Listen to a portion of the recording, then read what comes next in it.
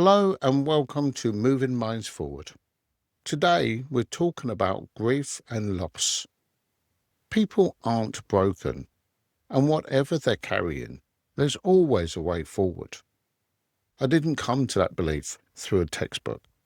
I came to it through my own life and through years of sitting with people who thought they were stuck for good and found out they weren't. I'm Gary Johannes, solution-focused hypnotherapist, founder of Inspired to Change, and a lecturer. And that belief that people aren't broken and there's always a way forward runs through everything on this podcast. One condition per episode. What's going on? What's keeping it going? And what actually helps? As a hypnotherapist, grief is something I see often. And if you're getting value from moving minds forward, hit subscribe or follow wherever you're listening. Let's get into it. So grief. And if someone's listening to this because they're right in the middle of it, I see you. This episode is for you. I've lost people I loved and faced serious illness myself. So I'm not speaking about this from the outside. Grief is deeply personal.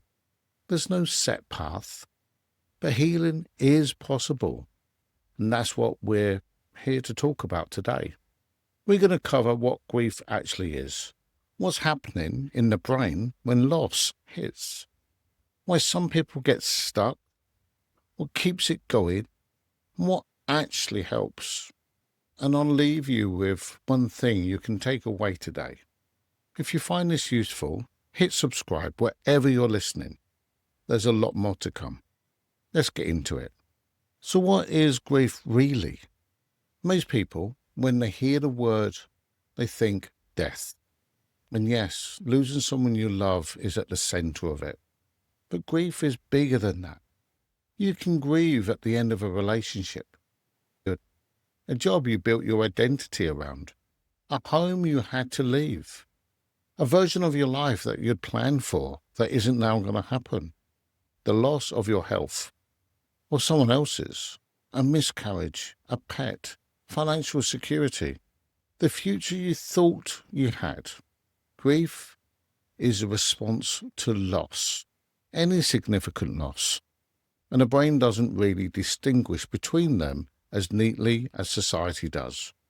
We're much more comfortable telling someone they're allowed to fall apart when a parent dies than when a marriage ends. But the brain's response to profound loss is the same process regardless of what triggered it. And that matters because a lot of people minimize their own grief.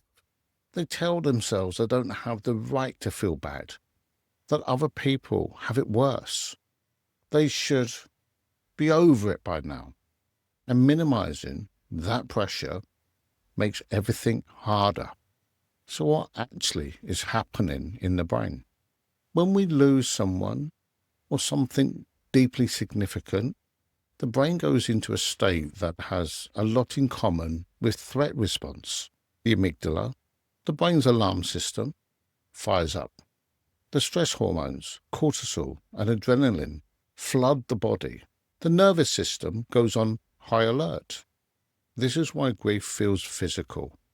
The tight chest, the heaviness, the exhaustion that doesn't lift even when you sleep. The way food loses its taste. The way sounds seem different. That's not weakness. That's your nervous system in a state of profound disruption.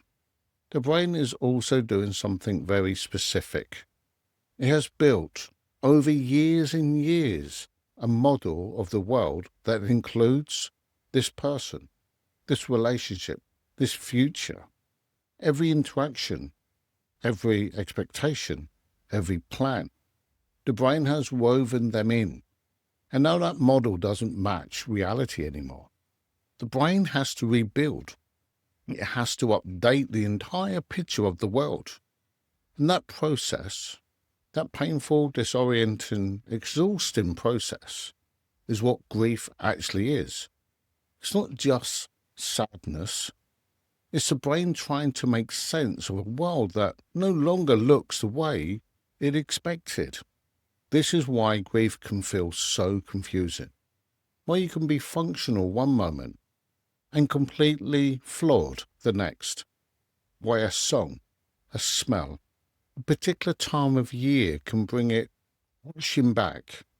The brain keeps encountering things that don't match the updated reality yet. And each time it does, it has to process the loss again, which causes some people to struggle more than others.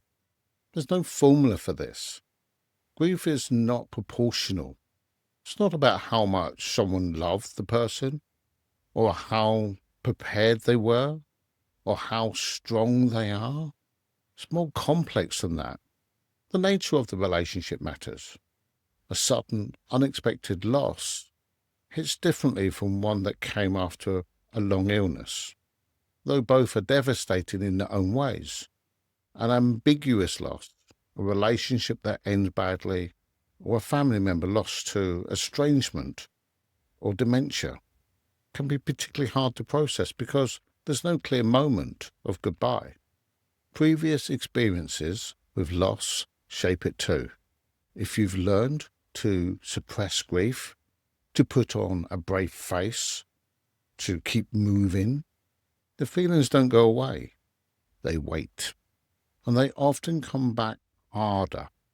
Your support network makes a significant difference. And it's worth saying plainly, 74% of bereaved people with high or severe vulnerability aren't accessing any formal support. That's not because they don't need it. It's because reaching out is hard. And because our culture is really bad at sitting with grief, people don't know what to say. So they say nothing, or they say the wrong thing. And the bereaved person ends up feeling more alone than before. And then there's what sometimes called complicated grief, when grief doesn't move, when it stays as raw and all-consuming a year or two in as it was in the first weeks, when a person can't imagine life with this absence at the centre of it. That's not weakness either. It's a sign that the brain has got stuck in a loop of processing and can't find a way through. However, it responds very well to the right kind of support. So what keeps it going? Avoidance is a big one. The instinct to not think about it, to not talk about it, to keep busy so it doesn't catch up with you. And I understand the instinct completely. The pain of grief is extraordinary. Of course the brain wants to find a way around it. But grief that isn't processed doesn't disappear. It goes underground. It tends to show up as anxiety or anger or a kind of low-level depression that doesn't have any obvious cause, because the cause is buried. Isolation maintains it. When grief cuts somebody off from the people and the activities that would normally nourish them, the brain gets less of what it needs, less serotonin, less connection, less sense of meaning. Rumination plays a role. Going over and over the last conversation, the last day, the last what-ifs, and the if-onlys. The brain thinks it's trying to solve something, trying to find a way to make sense of it. But there's often no sense to be found, and the loop just keeps the pain alive without moving anything forward. Grief is one of the most corrosive things grief can carry. The feeling that you should have done more, said something different, been there in a different way. And it's almost always unfair. People do their best. They almost always do their best. But grief has a way of turning that into evidence of failure. So what actually helps? The first thing, and I mean this, is permission. Permission to grieve in the way that's right for you, not the way that's expected or convenient for the people around you. There is no timeline. There's no correct set of emotions. Grief is not linear. You do not move through stages in order to come out the other side healed. You move around. You have good days and then terrible days. You laugh and then you feel guilty for laughing. All that is part of it. Connection is one of the most powerful things. Not being told the right thing, just not being alone with it. It doesn't have to be a formal support group, though those can be enormously valuable. It can be a person who will sit with you without trying to fix it. Talking about the person who has gone matters. So many bereaved people feel pressure not to mention their name, not to bring them up, because they don't want to make others uncomfortable. But talking about them, telling stories, keeping them present, that's part of how the brain interrogates the loss. It's not wallowing, it's processing. Physical health is truly part of grief recovery. Sleep is disrupted, appetite goes, the immune system takes a hit. This is all real and documented. Looking after the basics, sleep, food, some movement, even just getting outside, isn't separate from emotional healing. It creates the neurochemical foundation that makes healing more possible. And this is where solution-focused hypnotherapy can do something specific. We don't push people back into the pain. We don't require you to relive it in detail. We work with the subconscious to help the nervous system calm down, to reduce the intensity of the threat response that keeps grief active. We help people find access to memories of the person they've lost that aren't purely agonizing. The warmth, the humor, the love, those memories are in there. Grief can make them feel impossible to reach. Hypnotherapy can help. And we work on the future, carefully, at the person's pace, not dismissing the loss, never that. But gradually, at your own pace, finding a way to live alongside it and discover that healing is possible. The 3 pillars matter here too. Positive interaction. Even small moments of genuine connection start to restore what grief depletes. Positive actions. To engagement with life, one small step at a time, begins to rebuild the sense that there is still something to move towards.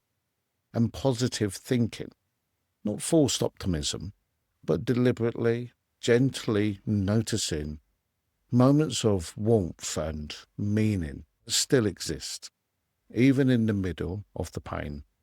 Think of a memory of the person or the thing you've lost that makes you smile.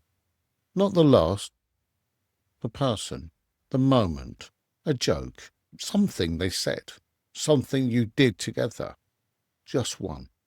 Grief can narrow our access to everything except the pain of the absence. This isn't about bypassing the grief. It's about reminding the brain that alongside the loss, there is also this, a life that was real and full and worth the grief it left behind. Hold that memory for a moment. Let it be there alongside everything else. That's not moving on. That's honouring them properly. If you're listening to this because grief is part of your life right now, I want to say something clearly. However you're doing it, however messy it looks, however much it doesn't match what you thought grief was supposed to look like, you're not doing it wrong. There is no wrong. There's just you and this loss and the completely human process of learning to live with it. And you don't have to do it alone. Understanding what's going on is where it starts. You've just done that, and quietly, is a step forward. If this episode has been useful, hit subscribe wherever you're listening. Every episode, one condition, the same lens. What's going on, what's keeping it going, and what actually helps. There's a lot more to come. See you on the next one.